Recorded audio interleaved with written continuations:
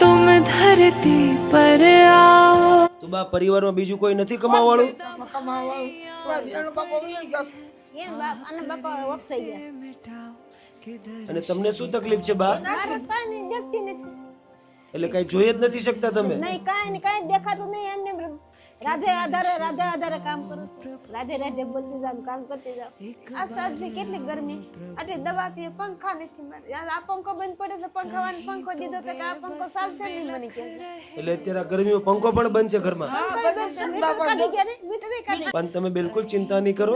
આજે અમારી પૂરી ટીમ તમને કંઈક એવી મદદ કરશે કે તમારે જે પણ તકલીફ પડી રહી છે એમાં ચોક્કસથી અમે સપોર્ટર બનીશું.